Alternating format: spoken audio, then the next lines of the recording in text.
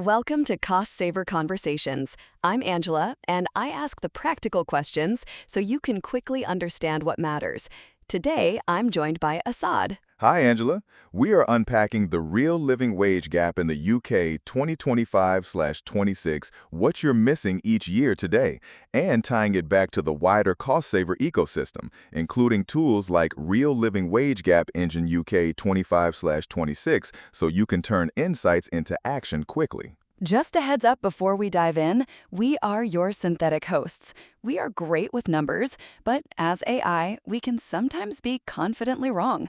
Think of us as the digital versions of your most knowledgeable, slightly caffeinated friends. Exactly. Treat this chat as a smart estimate only, not as professional financial guidance.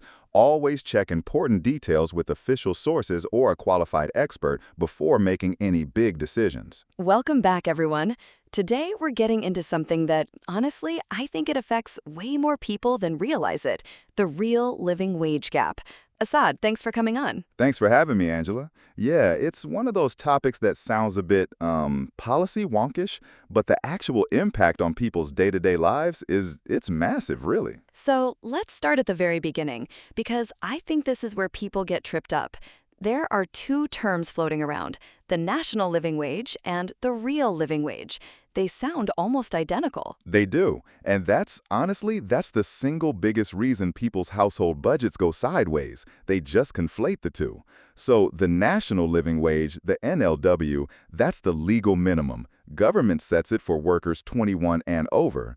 Employers have to pay it or they're breaking the law. Right. But, and this is the crucial bit, it's calculated as a proportion of median earnings, not based on what it actually costs to live. Those are very different things. So it's a legal floor, but not necessarily a livable floor. Exactly.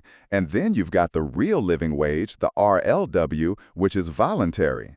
It's calculated independently by the Living Wage Foundation, and it's based on what people genuinely need to cover the basics: food, energy, rent, childcare, transport. And there are actually two rates, one for the UK generally and a higher one for London because, well, London. Yeah, London's going to London. Okay, so if my employer isn't accredited as a living wage employer, I'm only legally entitled to the NLW, even if the real living wage is quite a bit higher? That's it. Only accredited employers are committed to paying the RLW. Everyone else just has to hit the legal minimum. And the gap between those two, like in real money, what does that actually look like? So for a full-time worker on 37.5 hours a week, even a difference of just 1 ounder, 1 pound, 1 pound? translates to roughly $1,950 a year before tax. And over 5 years, that compounds into something really serious.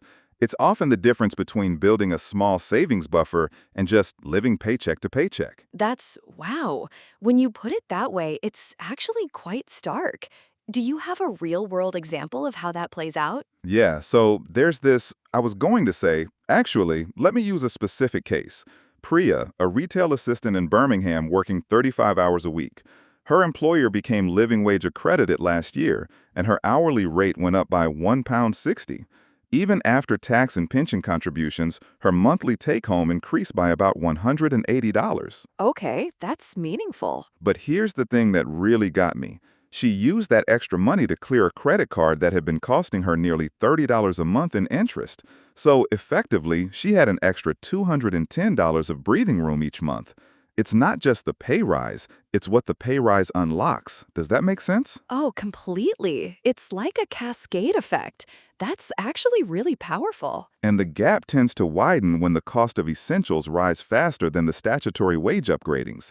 Energy shocks, food inflation, rising rents, they all push the RLW because it tracks real basket costs. The NLW moves on a different, slower cycle set by government policy. So it's a moving target. Now, you mentioned people make mistakes when they try to calculate their own gap. What are the big ones? Oh, loads. The biggest one is just using gross figures. People multiply the hourly rate difference by their hours and go, done, that's my number. But that extra pay doesn't all land in your pocket. Income tax, national insurance, student loan deductions, they all take a slice. Right, the tax man cometh. Always. And then there's pension contributions. Auto-enrollment means a percentage of that difference goes into your workplace pension, which is great for the future, but it's not cash you can spend today.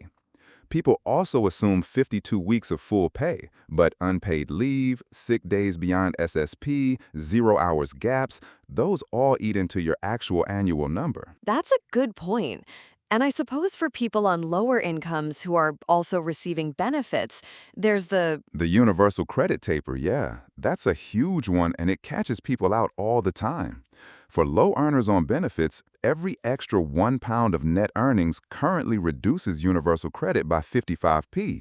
So the real cash uplift can be less than half the headline number. wait, really? Less than half? Yeah, I mean, you're still better off on balance in almost every case because the taper is 55p in the pound, not pound for pound. But it's surprisingly harsh. People model a pay rise and then wonder why their bank balance doesn't move as much as they expected. I hadn't thought about it like that. That must be incredibly frustrating. It really is. And then there's what I call the London waiting trap. Go on.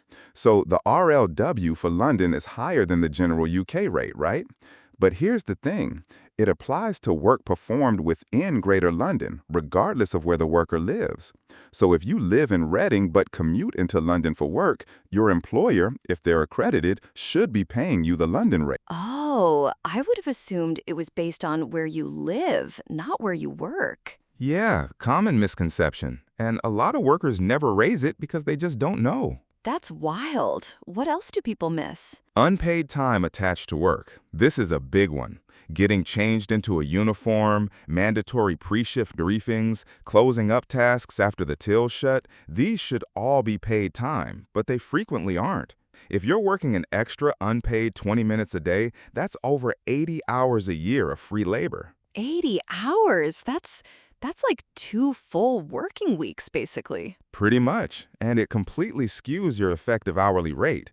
For a proper picture, you need to count every minute you're on the employer's clock, not just what's on your rota, and divide that into your annual take-home. Okay, so we've got the direct wage gap, but you mentioned there are also these hidden costs that make it even worse? Yeah, so it's sort of the layer underneath the headline number. It's called the poverty premium, and it's well documented by organizations like the Joseph Rowntree Foundation and Fair by Design. Basically, lower-income households routinely pay more for the same goods and services. More for the same things? Yeah, so prepayment meters for energy historically cost more per unit than direct debit tariffs.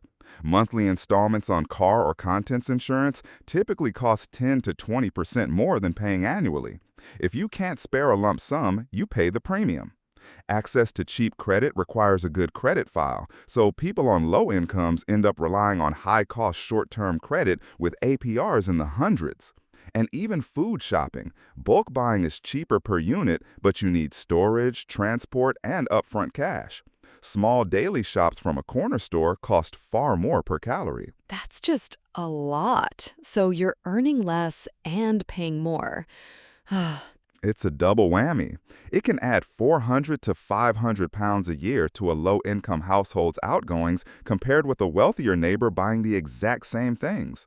And then you layer on commuting costs. 150 pounds a month on a rail season ticket, that's a huge chunk when you're on the NLW. And it's not just the ticket, is it? There's the stuff around it. Right, exactly. Wear and tear on shoes, coffees bought on the go because you're rushing, childcare wraparound because of travel time, and the sheer opportunity cost of unpaid travel hours. It all adds up in ways people don't really sit down and calculate. The childcare wraparound one, that resonates. UK childcare costs are among the highest in the developed world, right? They are, and sometimes for a parent trying to work more hours to lift themselves from NLW to RLW equivalent income, the additional childcare cost just wipes out the pay increase entirely.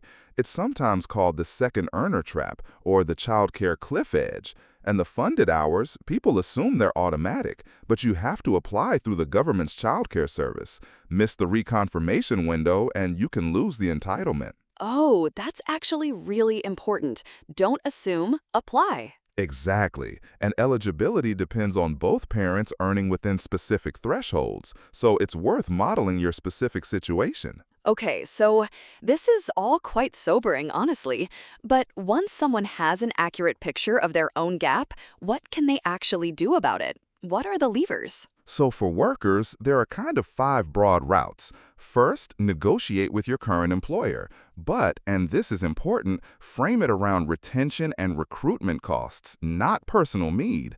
Ask whether they're aware of the Living Wage Foundation and whether accreditation's been considered. So make it a business conversation, not a complaint. Exactly. Second, target accredited employers. The Living Wage Foundation publishes a searchable list. You can filter job searches by accredited status, which is, a legitimate strategy that not many people think of. Huh, fair enough. That's clever. Third, claim everything you're entitled to. Universal credit, council tax reduction, warm home discount, free school meals, healthy start vouchers. A lot of these go unclaimed. Fourth, reduce your fixed costs systematically. Switch to annual insurance payments if you can build even a small buffer. Move to direct debit for energy. Review subscriptions quarterly. And fifth, upskill within your sector. A Level 2 or Level 3 qualification funded through your employer or the government skills boot camps can move you into a higher pay band within 12 months. That's really practical. What about for employers listening who might be on the fence about accreditation? So there's a genuine business case beyond the moral one. The big one is reduced turnover. Recruitment and training a replacement typically costs 20 to 30% of an annual salary, so paying more upfront often pays back in retention. Multiple studies from the Living Wage Foundation and Cardiff Business School suggest accredited employers see productivity gains too. And accreditation is visible to customers, particularly in sectors where ethical purchasing matters. And some local authorities and public bodies now weight tenders towards living wage employers, so there's a commercial advantage there as well. Oh, and if you can't afford full accreditation immediately, you can commit to paying the RLW to directly employed staff first and phase in contractors over an agreed period. The foundation actually supports that transition approach. Oh, that's actually reassuring. It doesn't have to be all or nothing. No, not at all. Now, there's a calculator that people can use, right? Talk me through how to use it properly. Yeah, so it takes about 10 minutes if you've got your last pay slip to hand. You'll need your current hourly rate before tax, your contracted weekly hours, and, separately, the hours you typically actually work, your location, specifically whether you work in London or elsewhere, your tax code, or at least whether you're on the standard code, your pension contribution percentage, and whether you claim universal credit or any means-tested benefits. And then it spits out. Both the gross annual gap and, more usefully, an estimated net gap after tax, national insurance, pension contributions, and benefit tapers. That net figure is the honest answer to how much better off would I actually be at the real living wage. That's the number that matters. It is. But, and I should say this, no calculator is perfect. Once you've got the number, sanity check it against your own experience. If it says you'd be $2,400 a year better off net, but a colleague on the RLW seems to be in a similar financial position to you, something in your inputs is probably off. Common culprits are underestimated hours worked, forgotten pension contributions, or ignored benefit interaction. Have I understood right that you should rerun it at different times of year? Yeah, definitely. The Living Wage Foundation traditionally announces new RLW rates during Living Wage Week in early November, and the NLW updates the following April. So a September run and a May run give you the fullest picture because the gap can widen or narrow year on year depending on how each figure moves. That makes sense. Asad, one more thing. People worry about, will asking my employer about this get me in trouble, or does using the calculator affect my credit file? Yeah, those come up a lot. So, no, asking about living wage accreditation won't put your job at risk if you frame it as a business question. The calculator doesn't affect your credit file or tax record. It's a private tool that stores nothing about you. And if a pay rise reduces your universal credit, you're still better off on balance in almost every case because, like we said, the taper is 55p in the pound, not pound for pound. Good. I'm glad we addressed that because I think fear holds people back from even looking at the numbers. It absolutely does. And that's kind of the worst outcome, really, not knowing. All right, let me try to wrap this up for everyone. So, the real living wage gap, it's not just an abstract policy thing. It's a tangible difference for millions of workers. Step 1, understand that the national living wage and the real living wage are fundamentally different. One's a legal minimum based on median earnings, the other reflects actual living costs. Step 2, when you calculate your own gap, don't just do the back of the envelope maths. Factor in tax, national insurance, pension, benefit capers, your actual hours worked, including unpaid time, and your location. No, that's a really solid summary. I just add run the calculator with your payslip in hand and rerun it in November and again in the spring. The gap is real, but so are the levers you can pull to close it.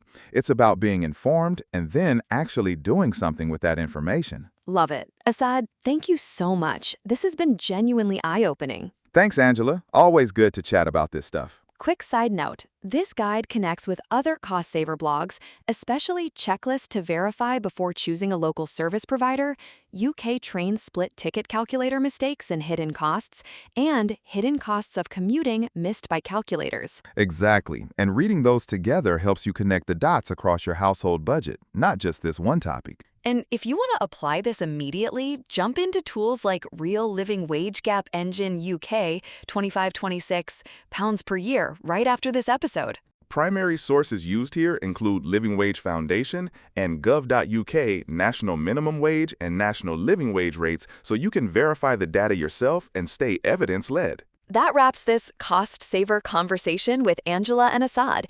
If this helped, share it with someone who could put these ideas to work this week. Your next step is simple. Try Real Living Wage Gap Engine UK 2526 pounds per year. Then read Checklist to Verify Before Choosing a Local Service Provider and use them together to take action today.